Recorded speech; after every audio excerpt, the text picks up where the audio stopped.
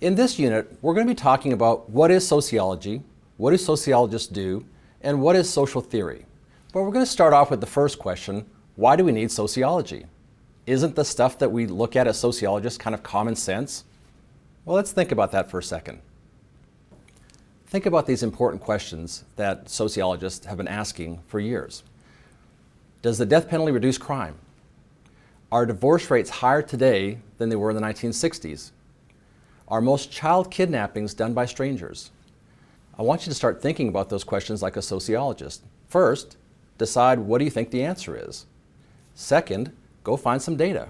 Go to the internet, Google child kidnappings, strangers, and find out what those answers are.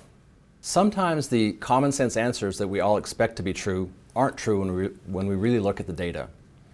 That's what sociologists do, find out what truth is in the social world. We're asking big questions about important topics, applying scientific standards to those questions, and trying to discover the truth that's out there about these big questions. Think about this question. Since I became a professor, I've been fascinated by the life of a freshman. Now, I remember what it was like to be a freshman back in 1980 when I went to college, but times have surely changed. And so I'm curious about what's going on in the world of a freshman. So for me, that's my big question. So sociologists who are interested in studying the life of a freshman have all kinds of options, collecting survey data from freshmen who may or may not tell you the truth. They may watch freshmen act, but they may act differently in public than they do in private. Or they may do something kind of unique, like pretend to be a freshman, move into the dormitories, and experience life as a freshman, even though they're 40 or 50-year-old professors. That might sound kind of crazy, but Rebecca Nathan was an anthropology professor who did just that. She moved into a freshman dorm and lived with the students as if she was a student to find out what their life was like. She wrote a fascinating book called My Freshman Year, and you're going to read a little bit about that in this class and learn more about what she learned about freshmen. But it's a pretty controversial topic, how she studied these students, her interaction with these students, and how she conducted her research. Sociologists who are answering these big questions don't just start from scratch. They always start with some basic fundamental theory. In this chapter, you're also going to learn about some of the classic theorists that are out there, Karl Marx, Emil Durkheim, Max Weber.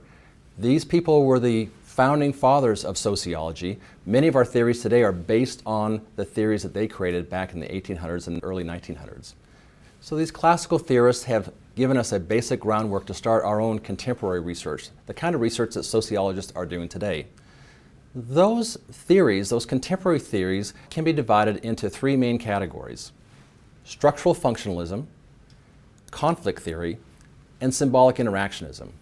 We're going to be talking all about that in class. Your book describes these things in great detail, but it's important to understand the distinction between those three theories. Well, that's it. We've talked about the importance of sociology. We've talked about the importance of asking big questions and using scientific research procedures to study these big questions. And we talked about social theory. Okay, go ahead and read the material that's provided for you here, and be sure to check the additional resources that I've made available for you. Good luck.